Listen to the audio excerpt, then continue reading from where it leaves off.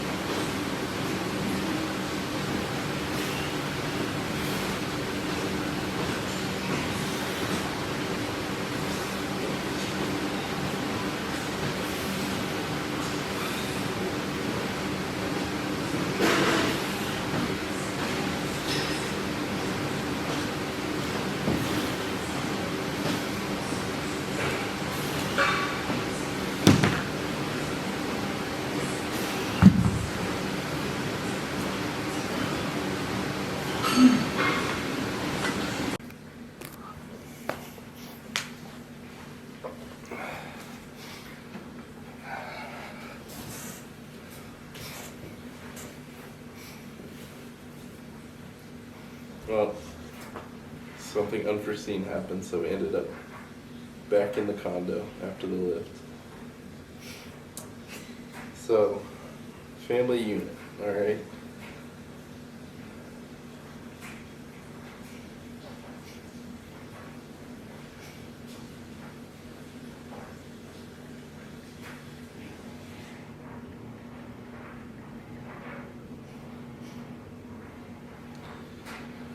Genesis 2:24. Therefore a man shall leave his father and his mother, and hold fast to his wife, and they shall become one flesh. So when me and Chloe got married, she left her mom, I left my mom and dad. We became one family unit and one flesh. So what does that mean socially and with our responsibilities? Well, we'll start with the responsibilities. Alright, it's weird for me because I work for my mom, but she doesn't ever put me in a position where I have to choose between Chloe in our marriage or her in what she wants me to do. Basically, where I'm at work, she tells me what to do at work if she needs to. But it never comes between us. There's never any problems like that. If there was something where, someone tried to drive a wedge between us, whether it was one of our parents or whatever, we can't do that. When I lived, in my mom and dad's house, I was responsible to listen to them and do what they wanted me to. Same with Chloe. When she lived at her mom's house, she had to do what she was responsible to do. But now we live in our own house. We have our own responsibilities. We're married to each other. I still have to, as, an employee for my mom, I still have to work for her. I still have to do what she says, but outside of work, that's not a thing. We listen to each other, and, I lead our household, and then, Chloe, she's my helper, and she helps me get straight when there's something wrong, when I'm not doing something right. We help each other in that way. Anything to add? No. Yeah, so,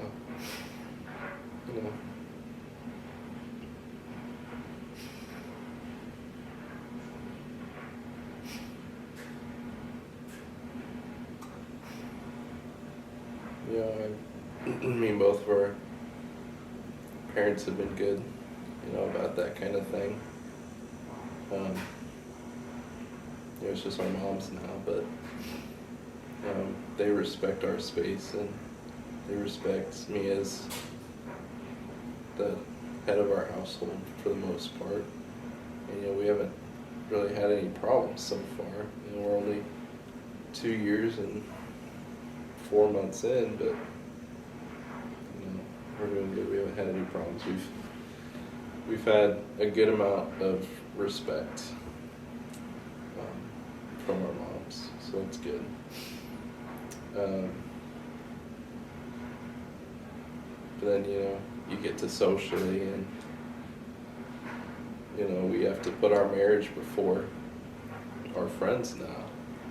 It used to be we're engaged, we're boyfriend and girlfriend. We still put our relationship before our friends, but you get to a point. I get asked to play basketball, and Chloe's probably gonna say yes, but I have to weigh it out. Is this gonna stress her out, because now she has to take on some of my responsibilities, like whether I have to put the baby to bed, or whether she has to put the baby to bed instead of me, or pretty much anything else that I do that she would have to pick up. And then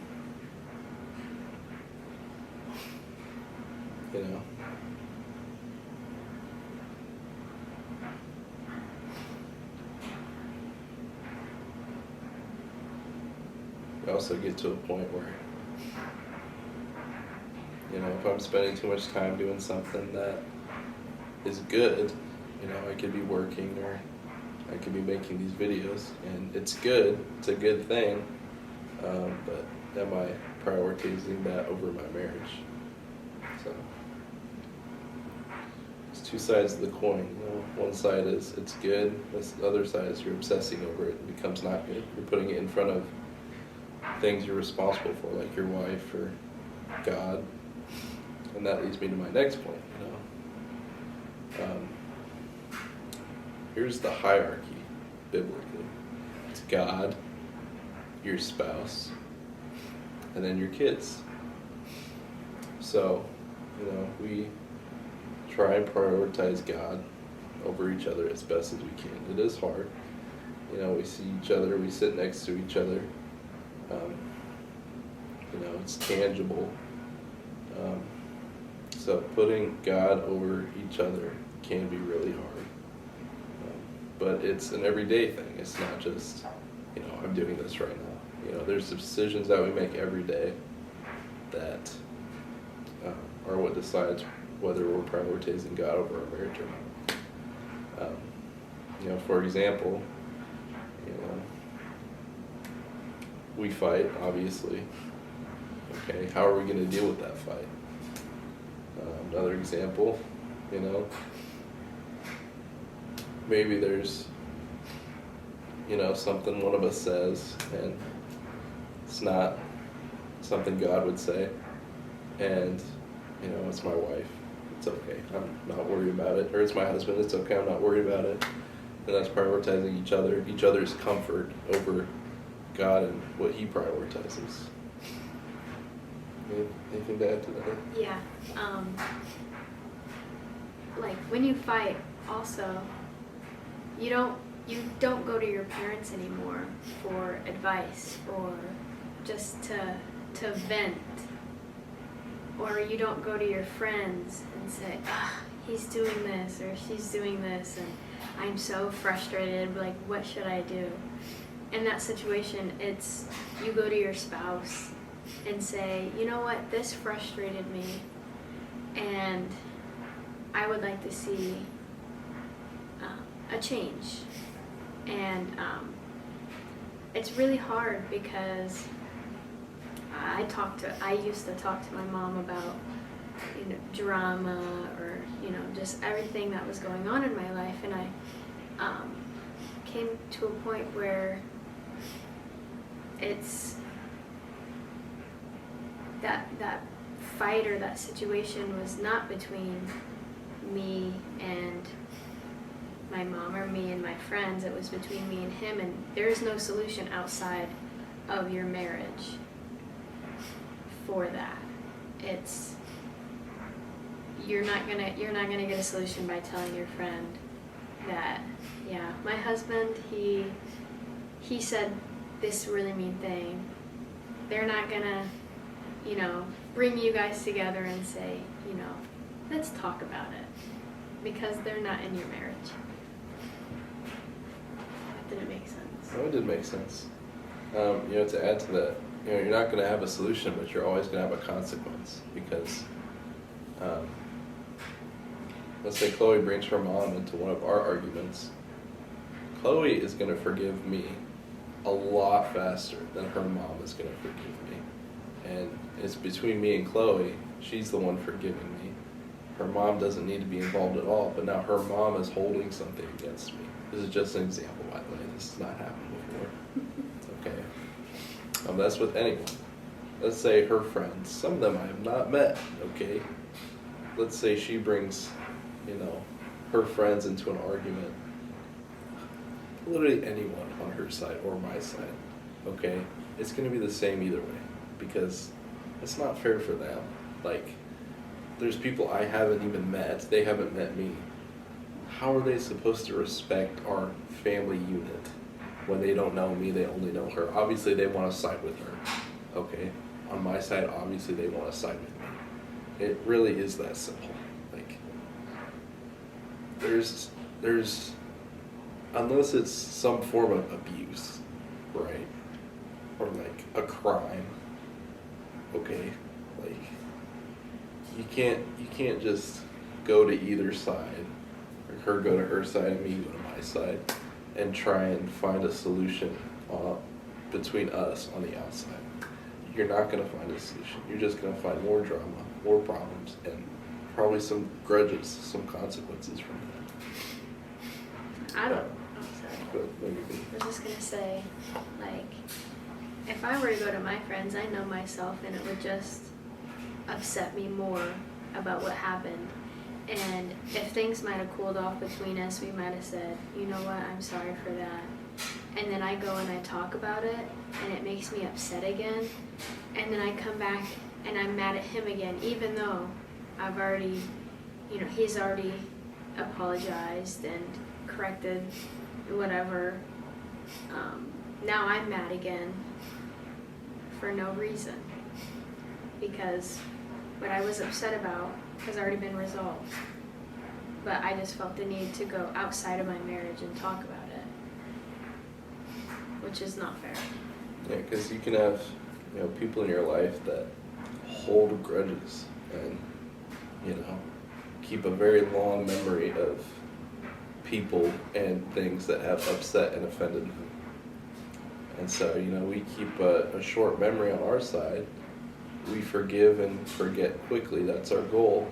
And then you go outside and you have somebody that is going to hold on to that forever. They're never going to forget that. On top of that, once the conversation between Chloe and her friend or me and my friend happens, it's just going to be in their memory forever.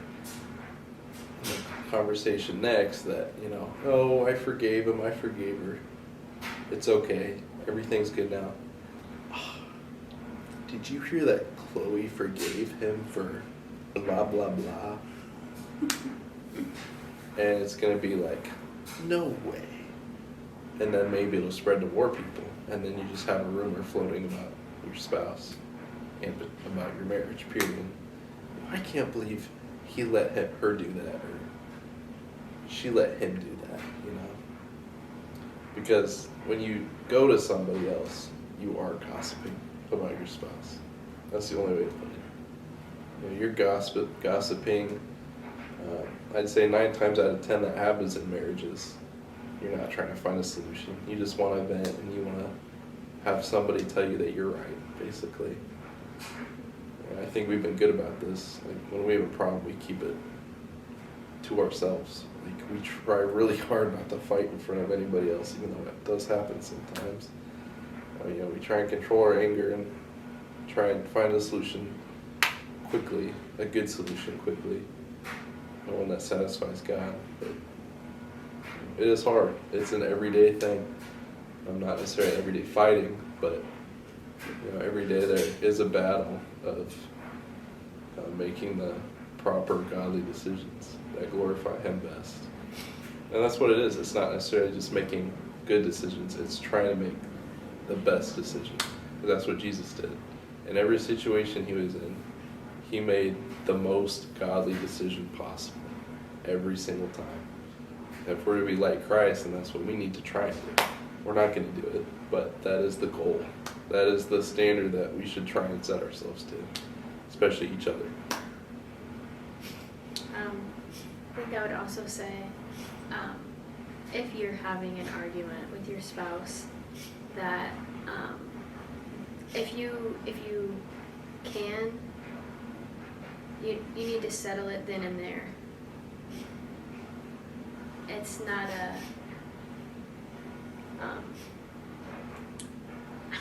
I'm guilty of this, but it's not we'll figure this out later, or it's just not that important.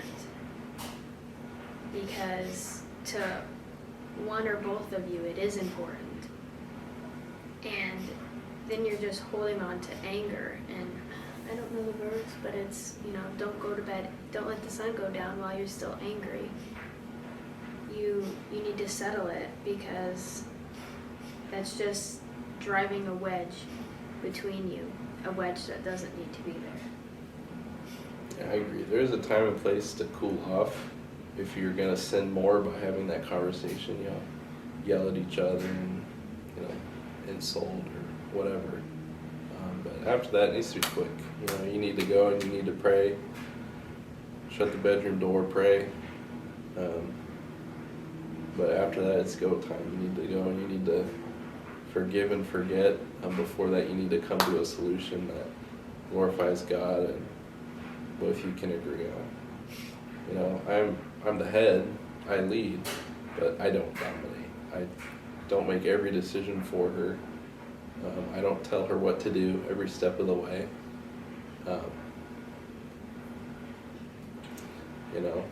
I help her, I guide her along, but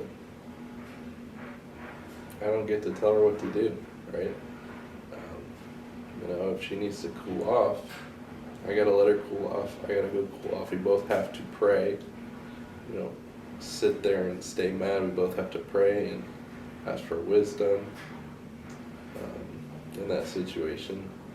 But if she wants to cool off, and I'm telling her, no, we're gonna do this right now. I can't do that. It's not productive. Especially if she's, trying to stop herself from calling me a name or something else. But yeah. I think that's it. Do you have anything else? It was a good talk. I hope you got something from it. I think we did. it's good to talk about it together. Today is December 30th. You might be watching this on December 31st, New Year's Eve. That's when I'm going to try and get it posted. But yeah, 2 more workouts this week. We're coming back on Sunday. So back to normal schedule after that. I'm going to work. She's probably going to work. Yeah. Weekly videos, that's the goal. But we're going to give you 2 extra this week because we're on vacation.